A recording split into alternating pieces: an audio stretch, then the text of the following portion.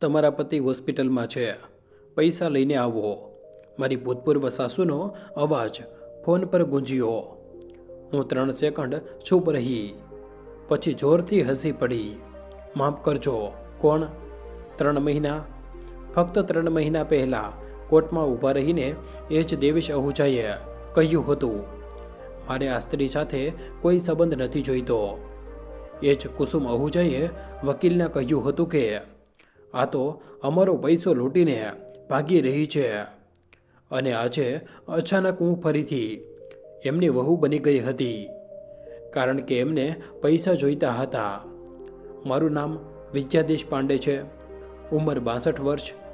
પુણેના કોથરૂડ વિસ્તારમાં મારો પોતાનો 2 BHK ફ્લેટ છે. છેલ્લા 35 વર્ષ સુધી હું એક પ્રતિષ્ઠિત કોલેજની હેડ લાઇબ્રેરિયન રહી.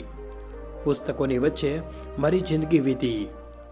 સવારે 9 વાગ્યાથી સાંજે 5 વાગ્યા સુધી લાખો પાનાઓને સંભાળતા, હજારો વિદ્યાર્થીઓને સાચું પુસ્તક શોધીને આપતા, અને સાંજે ઘરે આવીને પોતાની જ જિંદગીના પુસ્તકમાં દરરોજ એક નવો અધ્યાય લખતા. દુઃખનો, અપમાનનો, મૌનનો. પણ એમને નહોતી ખબર કે હું કોણ છું. લાઇબ્રેરિયન હોવાનો અર્થ માત્ર પુસ્તકો રાખવા નથી થતો. દરેક વસ્તુને સાચી જગ્યાએ રાખવી, દરેક પાનાને સાચવવું, દરેક રેકોર્ડને સુરક્ષિત રાખવો. આ અમારું કામ છે. અને મેં 32 વર્ષ સુધી મારા લગ્નના દરેક પાનાને બરાબર એ જ રીતે સાચવ્યા હતા. દરેક અપમાન, દરેક મહેણું, દરેક ખોટું, બધું જ નોંધ્યું હતું મેં. તારીખ સાથે, સમય સાથે, સાક્ષીઓ સાથે. અને આજે જ્યારે કુસુમે ફોન કર્યો તો મને હસવું આવી ગયું, કારણ કે હું જાણતી હતી કે હવે મારો વારો હતો. જો તમે અમારી વાર્તાઓ સાથે જોડાયેલા રહેવા માંગતા હો તો અત્યારે જ ચેનલને સબસ્ક્રાઈબ કરી લો. અને તમને આવી વાર્તાઓ કેવી લાગી રહી છે જરૂર જણાવજો કોમેન્ટમાં. ચાલો હું તમને શરૂઆતથી જણાવું છું. મારા લગ્ન કેવી રીતે થયા, કેવી રીતે હું આ મુકામ સુધી પહોંચી, અને કેવી રીતે એક છૂટાછેડા લીધેલી વૃદ્ધ સ્ત્રી ગણાતી વિદ્યા દેશપાંડેએ પોતાના આખા પરિવારને એ પાઠ ભણાવ્યો જે એમણે ક્યારેય વિચાર્યો ન હતો. વર્ષ 1980. હું 22 વર્ષની હતી. BA ફાઇનલ યરમાં હતી અને લાઇબ્રેરી સાયન્સમાં ડિપ્લોમા કરી રહી હતી. મારા પિતાજી એક નાની સરકારી ઓફિસમાં ક્લર્ક હતા અને મા ઘર સંભાળતી હતી. અમારું ઘર નાનું હતું પણ પુસ્તકોથી ભરેલું હતું. મને વાંચવાનો શોખ બાળપણથી હતો. જ્યારે મારી બહેનપણીઓ ફિલ્મી મેગેઝિન વાંચતી હતી, હું પ્રેમચંદ અને મહાદેવી વર્મા વાંચતી હતી. દેવેશ આહુજા સાથે મારા લગ્ન એક સંબંધી દ્વારા નક્કી થયા હતા. તે 25 વર્ષના હતા. એક પ્રાઇવેટ કંપનીમાં એકાઉન્ટન્ટ હતા. ઠીક કમાણી હતી. એમની માં કુસુમ વિધવા હતી. પિતાજી વર્ષો પહેલાં ગુજરી ગયા હતા. દેવેશ એકનો એક દીકરો હતો. પહેલી મુલાકાતમાં દેવેશ ખૂબ શાંત અને ભલા લાગ્યા હતા. કુસુમબેન હસતા રહ્યા. મારા હાથની ચાના વખાણ કર્યા. કહ્યું કે વહુ ખૂબ સંસ્કારી લાગે છે. મારા પિતાજી ખુશ હતા કે સારા ઘરમાં સંબંધ થઈ રહ્યો છે. લગ્ન થઈ ગયા. લગ્નના પહેલા મહિને બધું જ સામાન્ય હતું. મને પુણેની SN કોલેજની લાઇબ્રેરીમાં આસિસ્ટન્ટ લાઇબ્રેરિયન તરીકે નોકરી મળી ગઈ હતી. પગાર 5000 હતો. એ જમાનામાં સારી રકમ. હું ખુશ હતી. વિચાર્યું હતું કે પોતાની કમાણીથી ઘર ચલાવવામાં મદદ કરીશ, થોડી બચત પણ કરી લઈશ. પણ બીજા મહિનાની 1લી તારીખે કુસુમબેને મારી સામે હાથ લંબાવ્યો. વહુ પગાર આવી ગયો હશે, આપી દે, હું ઘરનો ખર્ચ સંભાળીશ. હું ચોંકી ગઈ. માજી, પણ શું? એમનો અવાજમાં પહેલીવાર એ અકળાઈ હતી જે આગામી 32 વર્ષ મારા કાનમાં ગુંજતી રહી. આ ઘર છે, હોટલ નથી. અહીં બધું જ ભેગું હોય છે. તારો પગાર પણ, દેવેશનો પગાર પણ બધું જ મારી પાસે આવશે. સમજી? મેં દેવેશની તરફ જોયું. તે સાંપું વાંચી રહ્યા હતા. જાણે કંઈ સાંભળ્યું જ નથી. પહેલીવાર મારો પૂરો પગાર કુસુમબેનના હાથમાં ગયો. મેં વિચાર્યું કદાચ આ જ નિયમ છે. કદાચ હું નવી વહુ છું એટલે નથી સમજી રહી. પણ આવતા મહિને પણ એવું જ થયું. અને એના પછીના મહિને પણ, ત્રીજા મહિને મેં હિંમત કરીને કહ્યું, માજી, મને થોડા પૈસા જોઈએ છે. મારે મારા મા બાપુજીના માટે કંઈક લાવવું છે. કેમ, તારા મા બાપુજી ભૂખે મરી રહ્યા છે કે શું? કુસુમબેને મહેણું માર્યું. તને અહીં રાખી છે, ખવડાવ્યું છે, એ શું ઓછું છે? હવે દર મહિને તું પિયરમાં પૈસા મોકલીશ? મારી આંખોમાં આંસુ આવી ગયા, પણ હું ચૂપ રહી ગઈ. વર્ષભરમાં મને સમજાઈ ગયું કે આ ઘર નથી, એક તિજોરી હતી, જ્યાં મારી કમાણી જમા થતી હતી અને મને એક પૈસો પણ નહોતો મળતો. હું મારા પુસ્તકો માટે પૈસા માંગતી તો કુસુમબેન કહેતા, પુસ્તકો પતિ છે, સાસરિયું છે, તો પણ પુસ્તકો તમારે સ્ત્રી બનતા શીખવું જોઈએ. દેવેશ ક્યારેય મારા પક્ષમાં ન બોલ્યા, ક્યારેય નહીં. પણ હું લાઇબ્રેરીમાં જતી હતી અને ત્યાં હું જીવંત અનુભવ કરતી હતી. પુસ્તકોની વચ્ચે, વિદ્યાર્થીઓની વચ્ચે મને લાગતું હતું કે મારું અસ્તિત્વ છે. કુસુમબેન ઘણીવાર કહેતા હતા, લાઇબ્રેરી બસ પુસ્તકો આમ તેમ કરો છો, ઘરનું કામ કરો પહેલાં. પણ મેં નક્કી ન છોડી, કારણ કે મને ખબર હતી કે જો એ પણ ગઈ તો મારી પાસે કંઈ નહીં બચે. ત્યારે મારી દીકરી તન્વીનો જન્મ થયો. હું 29 વર્ષની હતી. મેટર્નિટી લીવ પછી જ્યારે હું ફરીથી કામ પર ગઈ તો કુસુમબેને કહ્યું, હવે તો દીકરી થઈ ગઈ તો પણ નોકરી, શરમ નથી આવતી? પણ હું ગઈ, કારણ કે મારે મારી દીકરીને ભણાવવી હતી. હું ઈચ્છતી હતી કે તે મારી જેમ કોઈની આગળ હાથ ન ફેલાવે. આવતા 10 વર્ષ આમ જ વીત્યા. હું સવારે 6:30 વાગ્યે ઉઠતી, નાસ્તો બનાવતી, તન્વીને તૈયાર કરતી, કુસુમબેનની ચા બનાવતી, પછી કોલેજ જતી, સાંજા પાછા આવીને જમવાનું બનાવતી, ઘર સંભાળતી, તન્વીને ભણાવતી. રાત્રે જ્યારે બધા સૂઈ જતા, હું મારી લાઇબ્રેરી સાયન્સમાં પુસ્તકો વાંચતી. હું આગળ વધવા માંગતી હતી અને હું આગળ વધી. 10 વર્ષમાં હું આસિસ્ટન્ટમાંથી સિનિયર લાઇબ્રેરિયન બની ગઈ. મારો પગાર વધીને 15,000 થઈ ગયો. પણ કુસુમબેનના હાથમાં એમ જ જતો રહ્યો. મને એક પણ રૂપિયો મળતો નહોતો. એક દિવસ મેં દેવેશને કહ્યું, મને થોડા પૈસા જોઈએ પોતાના માટે. હું કમાઉં છું, પરંતુ મારી પાસે કંઈ નથી. એમણે મારી તરફ જોયું પણ નહીં. બસ બોલ્યા, માજી જે કરે છે ઘર માટે કરે છે, તને તકલીફ શું છે? આનો જવાબ હતો. વર્ષ 2000માં તન્વી 20 વર્ષની થઈ ગઈ હતી અને એન્જિનિયરિંગ કરી રહી હતી. હું હેડ લાઇબ્રેરિયન બની ગઈ હતી. મારો પગાર 35,000 હતો. મેં વિચાર્યું, હવે તો કુસુમબેને માનવું પડશે. મેં ફરી તે કહ્યું, માજી, મારે મારા નામ પર થોડી બચત કરવી છે. મારા નામ પર કુસુમબેને એવી રીતે કહ્યું જાણે મેં કોઈ પાપની વાત કરી હોય. આ પૈસા પરિવારના છે, તારા નામ પર કેમ? તને શું જોઈએ? ખાવાનું મળે છે, કપડાં મળે છે, અને શું જોઈએ?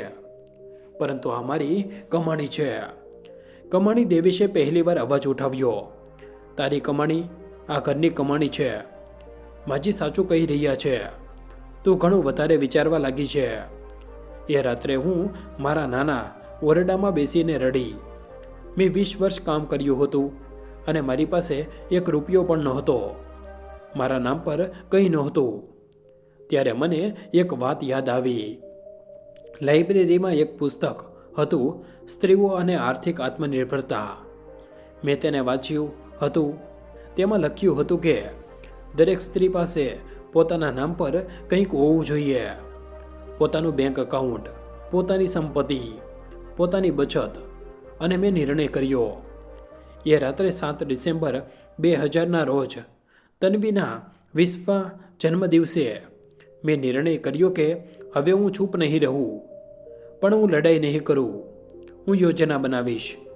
બીજા દિવસથી મેં મારી અસલી જિંદગી શરૂ કરી. એ જિંદગી જે કુસુમબેન અને દેવેશને ક્યારેય ખબર ન પડી. આવતા 5 વર્ષ એ વર્ષ હતા જ્યારે મેં મારી આઝાદીનો પાયો નાખ્યો. પણ કોઈને ખબર ન પડી, કારણ કે હું લાઇબ્રેરિયન હતી. ચૂપચાપ, વ્યવસ્થિત, ધીરજવાન. 2001માં મારો પગાર 40,000 થઈ ગયો હતો. દર મહિને હું મારો પૂરો પગાર કુસુમબેનને આપતી હતી. તે ખુશ થતી હતી, વિચારતી હતી કે હું એમની આજ્ઞાકારી વહુ છું. પણ એમને નહોતી ખબર કે મારો પગાર સીધો બેંક એકાઉન્ટમાં આવતો હતો. એ એકાઉન્ટમાં જેના વિશે એમને ખબર હતી. પરંતુ મેં બીજું એકાઉન્ટ ખોલી લીધું હતું, પુણેની બીજી શાખામાં, જ્યાં કોઈ નહોતું જાણતું. દર મહિને કોલેજથી મળતું બોનસ, ઓવરટાઈમના પૈસા, પ્રોજેક્ટના પૈસા, બધું જ એ બીજા એકાઉન્ટમાં જવા લાગ્યું. 5,000, 10,000, ક્યારેક 15,000. કુસુમબેનને લાગતું હતું કે લાઇબ્રેરિયનનો પગાર બસ આટલો જ હોય છે. તેમને શું ખબર કે કોલેજ પ્રોજેક્ટથી, રિસર્ચ આસિસ્ટન્ટથી, ઓવરટાઈમથી કેટલા પૈસા મળે છે. વર્ષ 2003માં મેં મારી પહેલી સંપત્તિ ખરીદી. કોથરૂડમાં એક નાનો પ્લોટ 5 લાખમાં. પૂરી રકમ મારા ગુપ્ત એકાઉન્ટમાંથી નીકળી. રજિસ્ટ્રી મારા નામ પર થઈ. વિદ્યા દેશપાંડે મારું પિયરનું નામ. ઘરમાં કોઈને ખબર ન પડી. મેં મારા એક જૂના સહકર્મીની મદદ લીધી હતી, જે પ્રોપર્ટી ડીલર બની ગયા હતા. તેમણે બધું જ ચૂપચાપ કરાવ્યું. કાગળો મારી લાઇબ્રેરીના લોકરમાં રાખ્યા. વર્ષ 2005માં બીજી સંપત્તિ, એક નાનો ફ્લેટ 10 લાખમાં, ફરીથી મારા નામ પર. વર્ષ 2008માં ત્રીજી સંપત્તિ, કોથરૂડનો 2 BHK ફ્લેટ 18 લાખમાં. 15 વર્ષમાં મેં 33 લાખ બચાવ્યા હતા મારા ગુપ્ત એકાઉન્ટમાં. 3 સંપત્તિઓ હતી મારા નામ પર, અને ઘરમાં કોઈને ખબર નહોતી, કારણ કે હું એવી રીતે જ વર્તન કરતી હતી. એવી જ જૂની સીડીઓ પહેરતી હતી. એવી જ રીતે કુસુમબેનના પગે લાગતી હતી. એવી જ રીતે ચૂપચાપ કામ કરતી હતી. હું જાણતી હતી કે જો એમને શંકા ગઈ તો બધું ખતમ થઈ જશે. પણ હું ફક્ત પૈસા નહોતી બચાવી રહી, હું પુરાવા પણ ભેગા કરી રહી હતી. દરેક વખતે જ્યારે કુસુમબેન અમારું અપમાન કરતા, હું લખી લેતી હતી. ડાયરીમાં તારીખ, સમય, શું કહ્યું, કોની સામે કહ્યું. દરેક વખતે જ્યારે દેવેશ મારી વાત ન સાંભળતા, હું નોંધી લેતી હતી. દરેક વખતે જ્યારે મારો પગાર ચીનવી લેવામાં આવતો, હું રેકોર્ડ રાખતી હતી. 20 વર્ષના રેકોર્ડ, 20 ડાયરીઓ, સેંકડો પાના. વર્ષ 2010માં એક બીજી ઘટના બની. મેં દેવેશને એક સ્ત્રી સાથે જોયા, કોફી શોપમાં હસતા હાથ પકડેલા.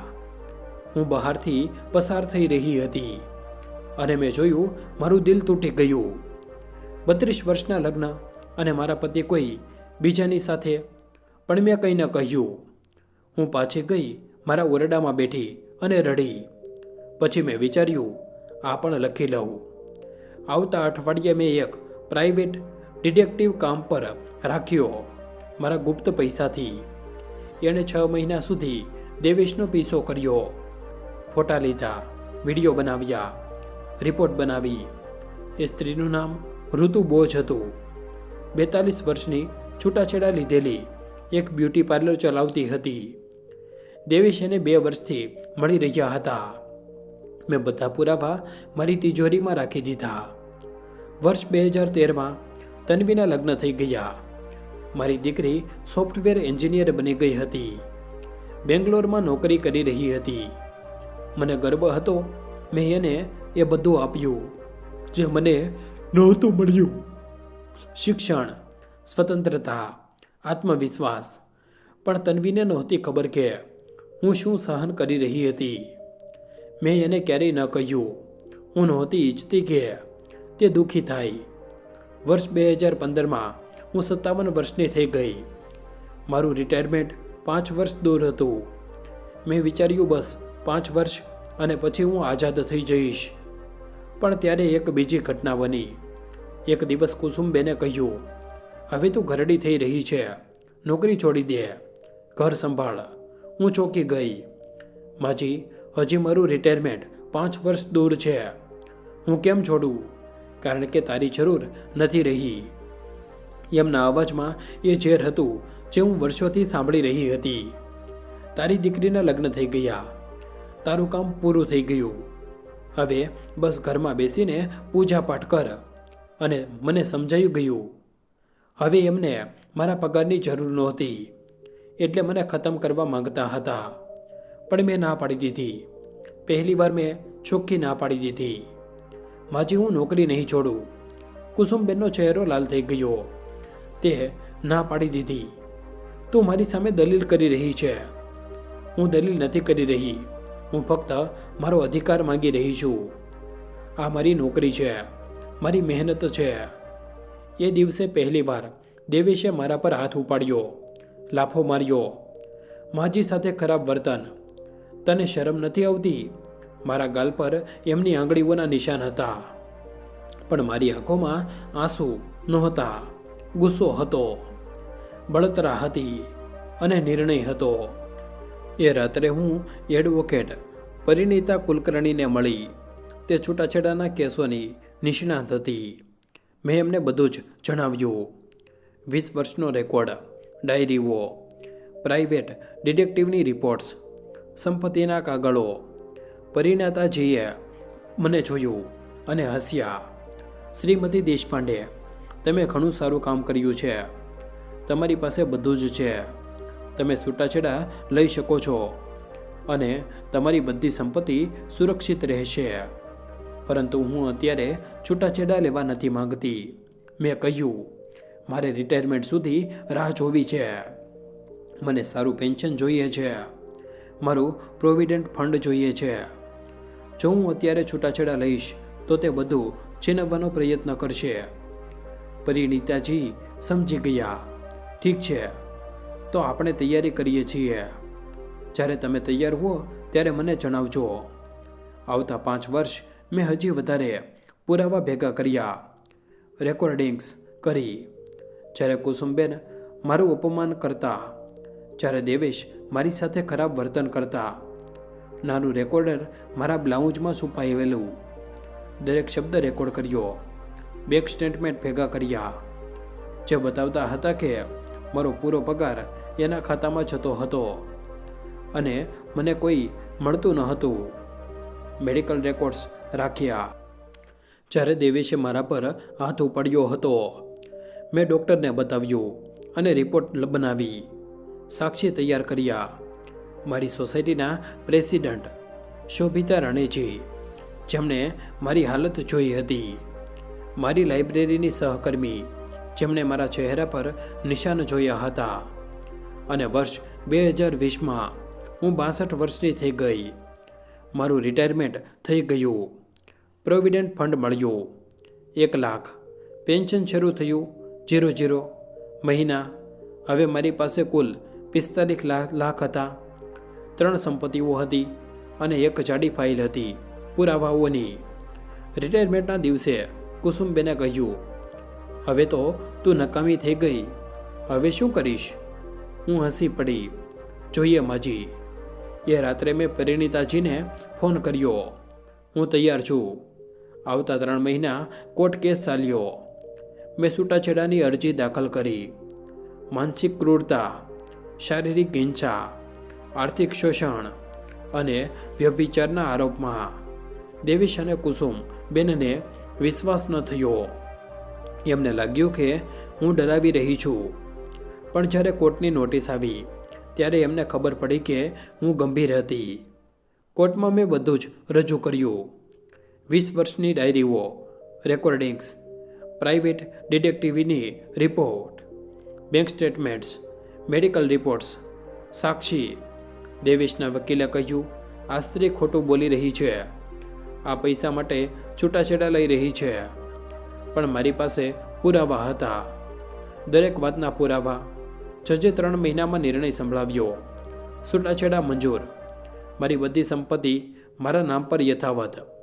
દેવેશને મને કંઈ આપવાની જરૂર નથી, કારણ કે હું આત્મનિર્ભર હતી.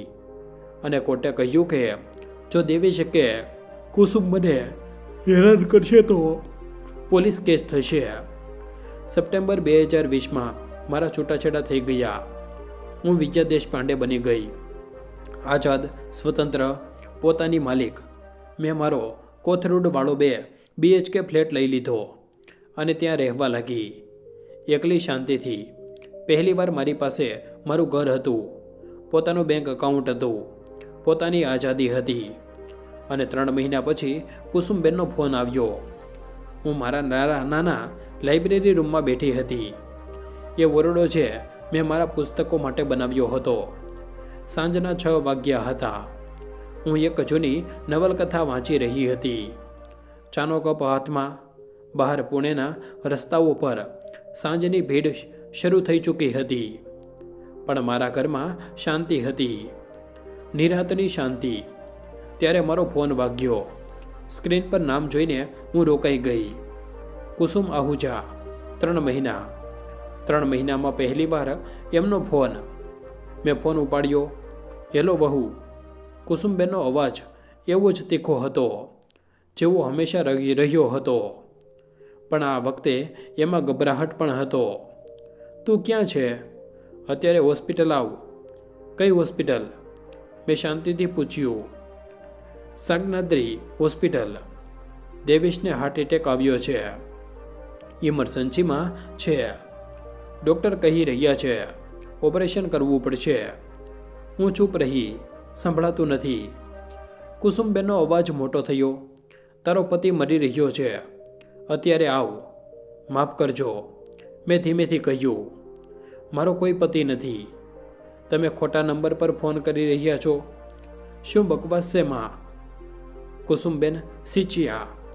છૂટાછેડા થઈ ગયા તો શું? તું 30 વર્ષ સુધી એની પત્ની રહી છે. હવે એને તારી જરૂર છે. મને હસવું આવી ગયું. સાચે જ હું જોરથી હસી પડી. હસી રહી છે? કુસુમબેનના અવાજમાં અવિશ્વાસ હતો. મારા પતિનો જીવ જઈ રહ્યો છે અને તું હસી રહી છે? જે મારા પતિ નથી, તે ચોખ્ખા શબ્દોમાં કહ્યું. ડૉક્ટરના કાગળો છે મારી પાસે. મારો એમની સાથે કોઈ સંબંધ નથી. અને હા, મને હસવું એટલે આવ્યું કારણ કે 3 મહિના પહેલાં જ્યારે તમે કોર્ટમાં ઊભા રહીને કહી રહ્યા હતા કે હું તમારા પરિવારની દુશ્મન છું, ત્યારે તો તમને યાદ ન આવ્યું કે હું વહુ છું. કુસુમબેન એક પળ માટે ચૂપ રહ્યા. પછી એમનો અવાજ બદલાઈ ગયો, મીઠો થઈ ગયો, બનાવટી મીઠો. દીકરી જુઓ, જે થઈ ગયું તે થઈ ગયું, પણ અત્યારે દેવેશનો જીવ જોખમમાં છે. ડૉક્ટર કહી રહ્યા છે 8 લાખ જોઈએ ઓપરેશન માટે. મારી પાસે એટલા પૈસા નથી. તું તો કમાતી હતી, તારી પાસે હશે. પ્લીઝ આવીને આપી દે, પછી પાછા આપી દઈશું. અને ત્યાં હતું અસલીકરણ, પૈસા 8 લાખ. મેં પૂછ્યું, આ તારી પાસે છે ને? તારું રિટાયરમેન્ટ થયું હતું, પ્રોવિડન્ટ ફંડ મળ્યું હશે.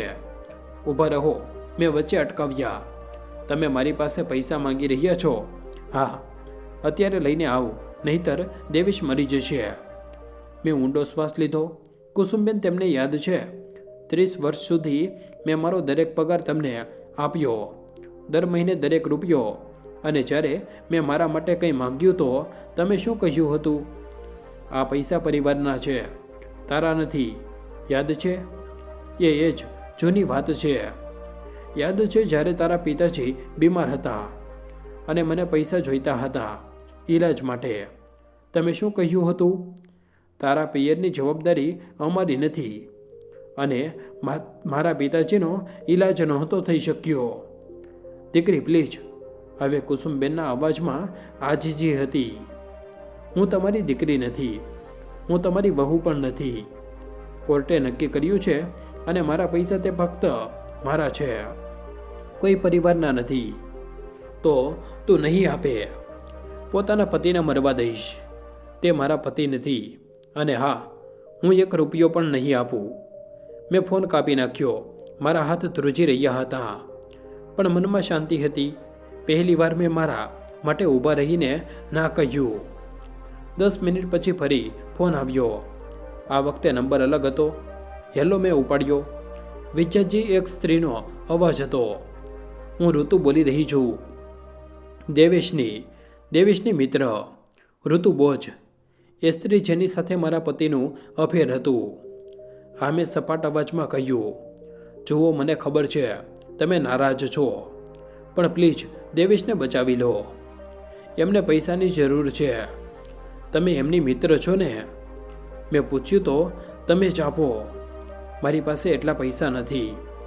હું ફક્ત એક બ્યુટી પાર્લર ચલાવું છું. તો મેં તીખા અવાજમાં કહ્યું, હું કેમ આપું? હું કોણ છું એમની? તમે 30 વર્ષ સુધી એમની પત્ની હતી, હવે નથી. અને જ્યારે તે તમારી સાથે હતા ત્યારે તમને ન લાગ્યું કે તે કોઈના પતિ છે? ઋતુ ચૂપ થઈ ગઈ. સાંભળો ઋતુજી, મેં ઠંડા અવાજમાં કહ્યું, તમે ખૂબ નસીબદાર છો. દેવેશ ahૂજા હવે તમારા છે. હવે તમે એમની બધી જવાબદારીઓ સંભાળો. એમનું દેવું પણ, એમની બીમારી પણ, એમની મા પણ. મને છોડી દો. હું મારી નવી જિંદગી જીવી રહી છું. મેં ફોન કાપી નાખ્યો. ત્રીજો ફોન મારી દીકરી તન્વીનો આવ્યો. રાત્રે 9 વાગ્યે. મારે મમ્મા, તન્વીનો અવાજ પરેશાન હતો. દાદીએ ફોન કર્યો. પપ્પાને હાર્ટ એટેક આવ્યો છે. તમે હોસ્પિટલ કેમ ન ગઈ? તન્વી, મેં ધીમેથી કહ્યું, મારો તારા પપ્પા સાથે કોઈ સંબંધ નથી રહ્યો. છૂટાછેડા થઈ ચૂક્યા છે. પરંતુ મમ્મા, તે બીમાર છે. તમે આટલા નિર્દયી કેવી રીતે હોઈ શકો? નિર્દયી? મને અચાનક ગુસ્સો આવી ગયો. બેટા, તને ખબર છે હું 30 વર્ષથી શું સહન કરી રહી હતી? તને ખબર છે તારા પપ્પાએ મારા પર હાથ ઉપાડ્યો હતો? તને ખબર છે તારી દાદીએ મારો દરેક પગાર છીનવી લીધો હતો અને મને 1 પૈસો પણ ન આપ્યો? તને ખબર છે તારા પપ્પાનું કોઈ બીજા સાથે અફેર ચાલી રહ્યું હતું? તન્વી ચૂપ થઈ ગઈ. નથી ખબર, કારણ કે મેં તને ક્યારેય નથી કહ્યું. હું નહોતી ઈચ્છતી કે તારું બાળપણ બરબાદ થાય. પરંતુ હવે તું મોટી છે, પરણેલી છે. હવે તારે સત્ય જાણવું જોઈએ. મેં એને બધું જ જણાવ્યું. દરેક વાત, દરેક અપમાન, દરેક પીડા. તન્વી રડી રહી હતી. મમ્મા, મને નહોતી ખબર. મને માફ કરી દો. મારી કોઈ ભૂલ નથી બેટા.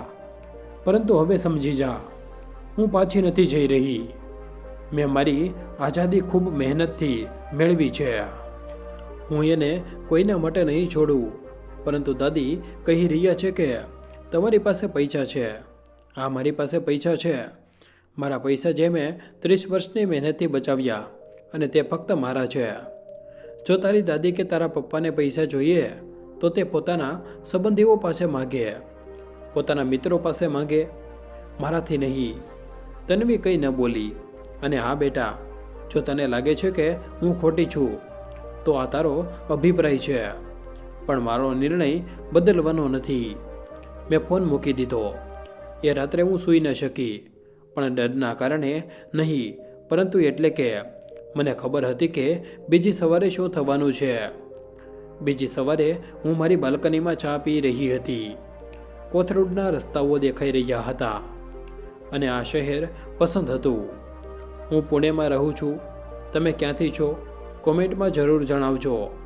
કદાચ તમારા શહેરની પણ કોઈ વાર્તા સંભળાવી દઉં કોઈ દિવસ. 9 વાગ્યે મારા દરવાજા પર ટકોરા પડ્યા. હું જાણતી હતી કોણ હશે. મેં દરવાજો ખોલ્યો. કુસુમબેન ઊભા હતા. પાછળ તન્વી હતી અને એની પાછળ ઋતુ બોજ. ત્રણેયનો ચહેરો ગુસ્સાથી લાલ હતો. અંદર આવશો કે અહીં જ ઊભા રહીને વાત કરશો? મેં શાંતિથી પૂછ્યું. તેઓ અંદર આવી. મેં એમને બેસવા કહ્યું, પણ કોઈ ન બેઠી. કુસુમબેને શરૂઆત કરી. તને શરમ નથી આવતી? પોતાના પતિને મરવા દેવા માંગે છે. તે મારા પતિ નથી. મેં ત્રીજી વાર કહ્યું. કોર્ટના કાગળો જોઈએ જોવા. કાગળો? કુસુમબેન ચીસ્યા. કાગળોથી સંબંધો નથી તૂટતા. 30 વર્ષનો સાથ હતો, 30 વર્ષનું શોષણ હતું. મેં એમની આંખોમાં જોઈને કહ્યું, જેમાં તમે મારી એક કમાણી છીનવી, મારી દરેક ઇજ્જત છીનવી, મારી દરેક ખુશી છીનવી, અને હવે જ્યારે તમને જરૂર છે તો હું ફરીથી તમારી વહુ બની ગઈ. તન્વીએ વચ્ચે કહ્યું, મમ્મા પ્લીઝ પપ્પાનો જીવ બચાવો, પછી જે ઈચ્છો તે કરજો. નહીં, એક શબ્દ પણ એટલો શક્તિશાળી કે ત્રણેય સ્તબ્ધ રહી ગઈ. ઋતુબોજે કહ્યું, જુઓ શ્રીમતી વિદ્યાજી, મને ખબર છે તમે મારાથી નારાજ છો, પણ નારાજ મને હસવું આવી ગયું. ના ઋતુજી, હું તમારાથી બિલકુલ નારાજ નથી. હકીકતમાં હું તમારો આભાર માનવા માંગુ છું. ઋતુ ચોંકી ગઈ. શું? હા, તમારી લીધે મને ખબર પડી કે મારા પતિની અસલિયત શું છે. તમારા લીધે મને છૂટાછેડા લેવાની હિંમત મળી. તો આભાર. અને હવે દેવેશ તમારા છે. સાંભળો એમને. પણ મારી પાસે પૈસા નથી. ઋતુએ કહ્યું, તો માંગો કોઈની પાસે, લોન લો, તમારું પાર્લર વેચો, પણ મારાથી મત માંગો. કુસુમબેને ધમકી આપી, જો તે પૈસા ન આપ્યા તો હું પોલીસમાં કેસ કરી દઈશ. હું હસી પડી. કરો. મારી પાસે મારા વકીલનો નંબર છે. એડવોકેટ પરિણીતા કુલકર્ણી ખૂબ સારા છે. અને એમને એ પણ ખબર છે કે છૂટાછેડા પછી જો ભૂતપૂર્વ પતિનો પરિવાર ભૂતપૂર્વ પત્નીને હેરાન કરે છે તો શું થાય છે. કુસુમબેનનો ચહેરો ફિક્કો પડી ગયો. તન્વી રડી રહી હતી. મમ્મા પ્લીઝ, હું તમારી દીકરી છું, મારી વાત તો સાંભળો. મારું દિલ પીગળવા લાગ્યું, પણ મેં મારી જાતને સંભાળી. તન્વી, મેં ધીમેથી કહ્યું, હું તને ખૂબ પ્રેમ કરું છું, તું મારી દીકરી છે, પરંતુ તારા પપ્પા મારા પતિ નથી. જો તારે એમની મદદ કરવી છે તો કર.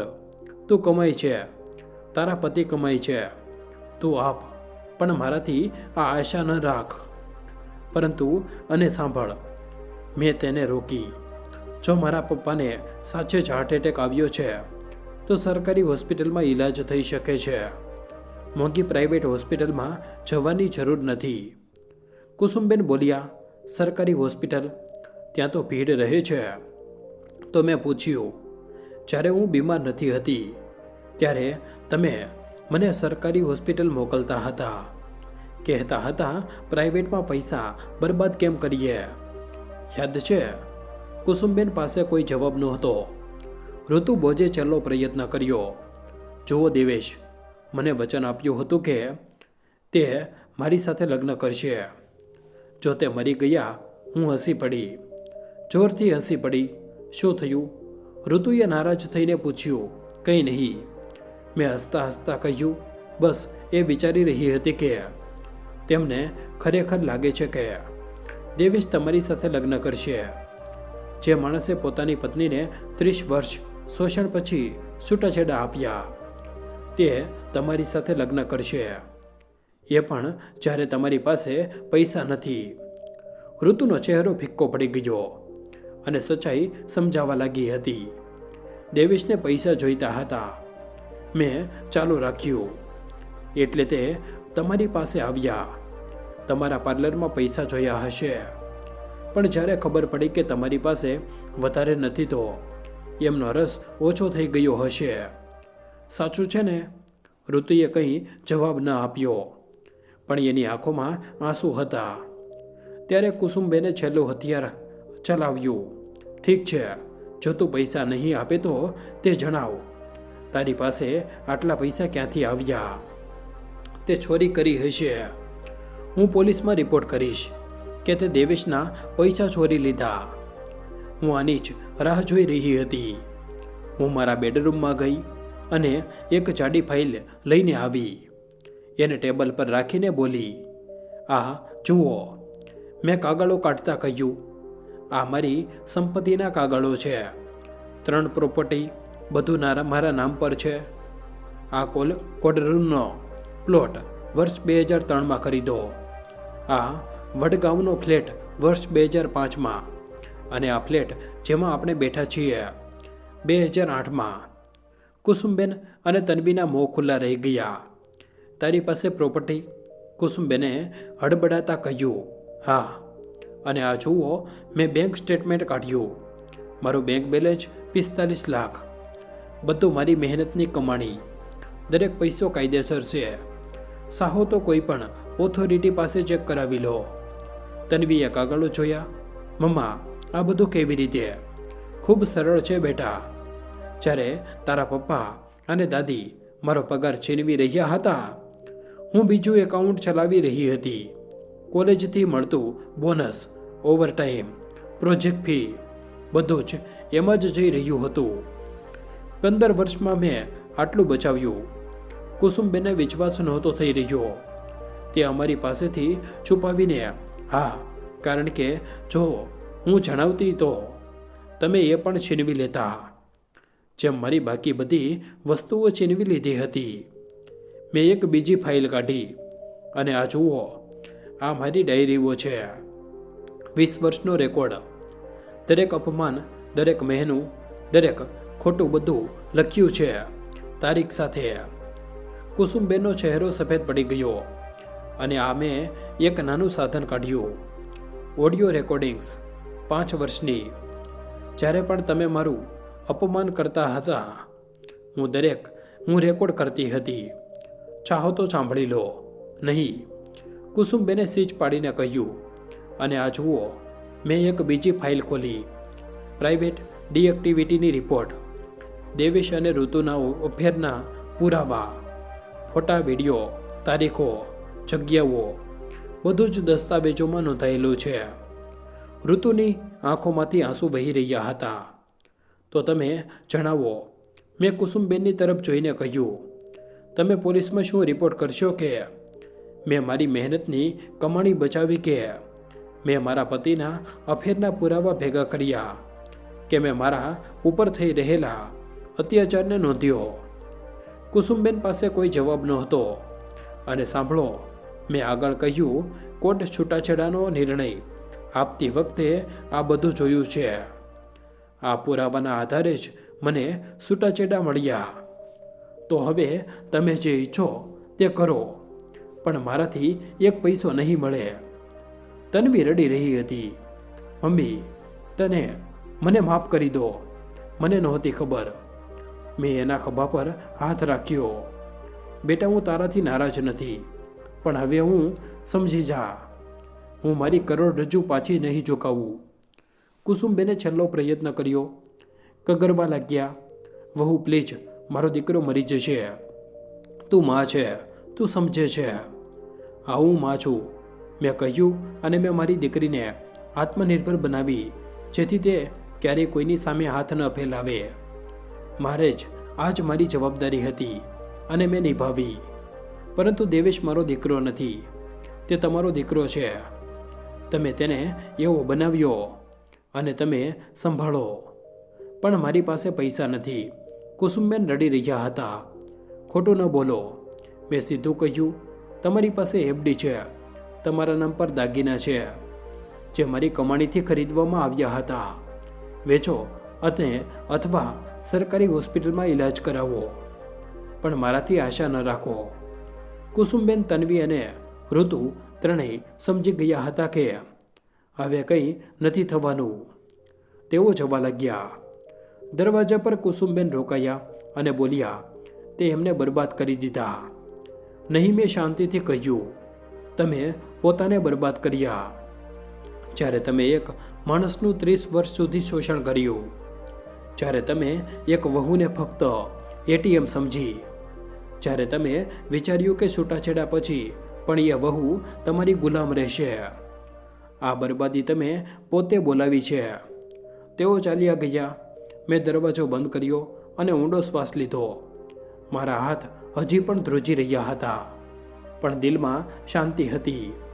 આગામી 2 દિવસ મારો ફોન વાગતો રહ્યો.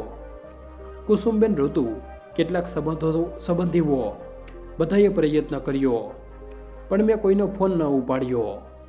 3જા દિવસે તન્વીનો ફોન આવ્યો. મેં ઉપાડ્યો. મમ્મા, એનો અવાજ થાકેલો હતો. પપ્પાનું ઓપરેશન થઈ ગયું, તે ઠીક છે. સારી વાત છે. મેં કહ્યું, અમે પૈસા ભેગા કરી લીધા. મેં મારી એફડી તોડી, મારા પતિએ લોન લીધી અને દાદીએ પોતાના થોડા દાગીના વેચ્યા. જોયું? મેં કહ્યું, થઈ ગયું ને, મારી જરૂર ન પડી. મમ્મા તન્મય રડી રહી હતી. મને માફ કરી દો. મને સાચે જ નહોતી ખબર કે તમારી સાથે શું થતું હતું. હું આંધળી હતી, હું બાળકી હતી બેટા, અને તે મને અંધારાથી દૂર રાખી. પરંતુ હવે તું મોટી છે, હવે તું સત્ય જોઈ શકે છે. હા મમ્મા, અને હું તમારી માફી માંગુ છું. તમે બિલકુલ સાચા હતા. મારી આંખોમાં આંસુ આવી ગયા. આભાર બેટા, બસ આટલું જ પૂરતું છે. હું તમને મળવા આવું. હા, આવી જા, અત્યારે ઈચ્છે. અઠવાડિયા પછી તન્વી મને મળવા આવી. આ વખતે એકલી અમે વાત કરી રહ્યા અને એકબીજાને ગળે લગાડ્યા. એણે જણાવ્યું કે દેવેશ ઠીક છે, પરંતુ ડૉક્ટરે કહ્યું છે કે એમને આરામ જોઈએ. કુસુમબેન હવે ચૂપ રહે છે અને ઋતુ બોજ ગાયબ થઈ ગઈ છે. જ્યારે ખબર પડી કે દેવેશ પાસે કોઈ પૈસા નથી તો તે ભાંગી ગઈ. હું હસી પડી. જોયું, પ્રેમ નહોતો, પૈસાની લાલચ હતી. તન્વીએ એ પણ જણાવ્યું કે દેવેશ ઉપર 22 લાખનું દેવું છે, ક્રેડિટ કાર્ડ, લોન, બધું જ. અને હવે તે કામ નથી કરી શકતા, તો પૈસા કેવી રીતે ચૂકવશે? આ સમસ્યા છે, આ એમની સમસ્યા છે. મેં કહ્યું, મારી નહીં. હા મમ્મા, હું સમજી ગઈ છું.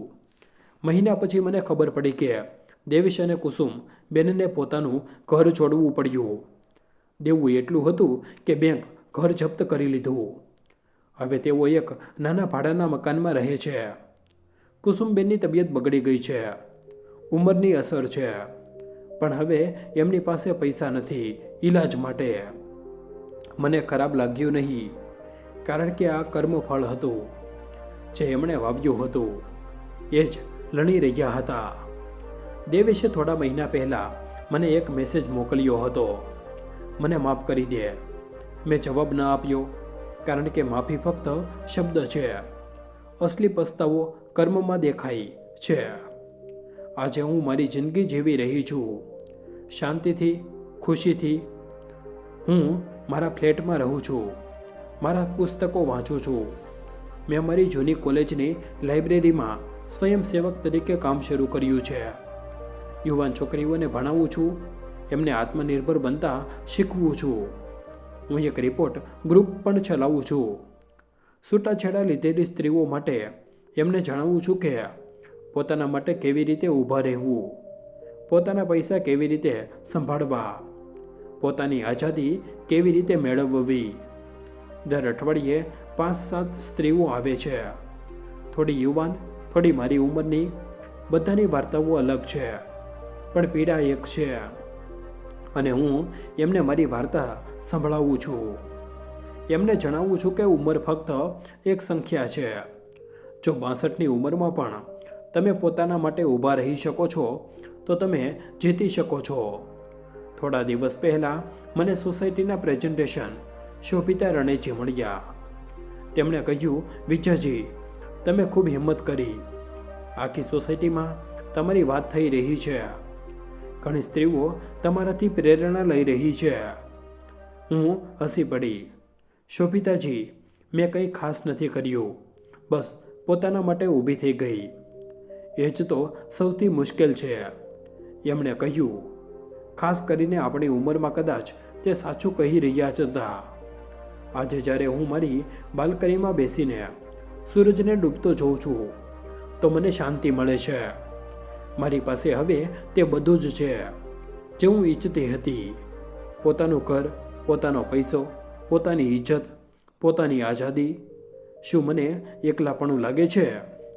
ક્યારેક ક્યારેક, પણ આ એકલાપણું એ અપમાનથી સારું જ છે, જે હું 30 વર્ષ સુધી સહન કરતી રહેતી.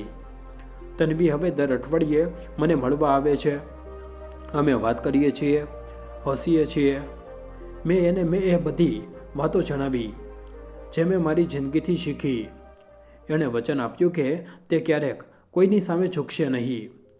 ક્યારેક મને લાગે છે કે શું મેં સાચું કર્યું? શું મારે દેવેશની મદદ કરવી જોઈતી હતી?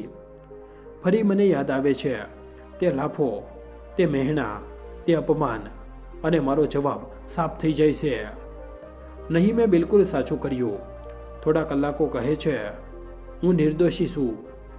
પત્નીને પતિની સંભાળ રાખવી જોઈએ, ભલે ગમે તે થાય. પણ હું કહું છું સંબંધો સન્માનથી ચાલે છે, મજબૂરીથી નહીં. જો 30 વર્ષ સુધી તમે મને માણસ ન સમજી, તો હવે હું કેમ સમજું કે તમે મારા પતિ છો? આ વાર્તાથી મેં શું શીખ્યું? પહેલી વાત, હંમેશા પોતાના માટે પર કંઈક રાખો, ભલે તે પૈસા હોય, સંપત્તિ હોય કે બચત. તમારી મહેનતની કમાણી ફક્ત તમારી છે. બીજી વાત, દસ્તાવેજી પુરાવા જરૂરી છે. દરેક અન્યાયને નોંધો, તારીખ સાથે, સમય સાથે, કારણ કે જ્યારે જરૂર પડશે ત્યારે આ જ તમારું હથિયાર બનશે. ત્રીજી વાત, ધીરજ રાખો, યોજના બનાવો, ઉતાવળમાં કોઈ નિર્ણય ન લો. મેં 15 વર્ષ યોજના બનાવી અને જ્યારે સમય આવ્યો તો હું તૈયાર હતી. ચોથી વાત, ઉંમર કોઈ અડચણ નથી. 62 વર્ષની ઉંમરમાં પણ હું મારી લડાઈ લડી અને જીતી. જો હું કરી શકું છું તો તમે પણ કરી શકો છો.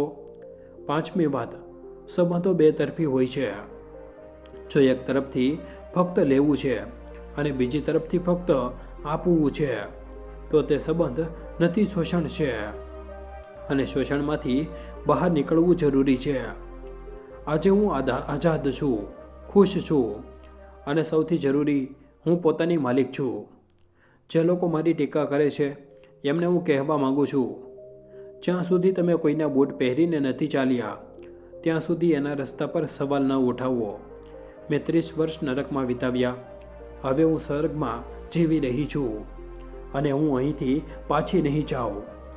કુસુમબેને વિચાર્યું હતું કે છૂટાછેડા પછી પણ હું એમની દાસી રહીશ. દેવેશે વિચાર્યું હતું કે હું નબળી છું. ઋતુએ વિચાર્યું હતું કે હું દબાઈ જઈશ. બધાએ ખોટું વિચાર્યું, કારણ કે હું વિદ્યા દેશપાંડે છું, 62 વર્ષની, છૂટાછેડા લીધેલી, પરંતુ હારેલી નહીં, જીતેલી છું. અને જો તમારી પણ વાર્તા મારી જેવી છે તો યાદ રાખો, તમે એકલા નથી. હજારો સ્ત્રીઓ છે જે આજ બધું સહન કરી રહી છે, પણ દરેક વ્યક્તિમાં તે તાકાત છે જે મારામાં હતી. બસ જરૂર છે તેને ઓળખવાની. પોતાના માટે ઊભા થઈ જાઓ, પોતાનો હક લો, પોતાનો અવાજ ઉઠાવો. અને જ્યારે કોઈ કહે કે તું સ્ત્રી છો, ચૂપ રહે, તો હસી દો અને કહો, હું સ્ત્રી છું એટલે વધારે મજબૂત છું. આજ મારી વાર્તા છે, આજ મારો બોધ છે. જો તમને આ વાર્તા પસંદ આવી હોય તો પ્લીઝ ચેનલને સબસ્ક્રાઈબ કરો અને બેલ આઇકનને દબાવો, જેથી તમને અમારી નવી વાર્તાઓ મળતી રહે. અને કોમેન્ટમાં જણાવો કે તમને આ વાર્તા કેવી લાગી. શેર કરવાનું ન ભૂલતા. તમારા પરિવાર અને મિત્રો સાથે. આગામી વાર્તા જલ્દી જ આવી રહી છે. જય શ્રી કૃષ્ણ. ધન્યવાદ.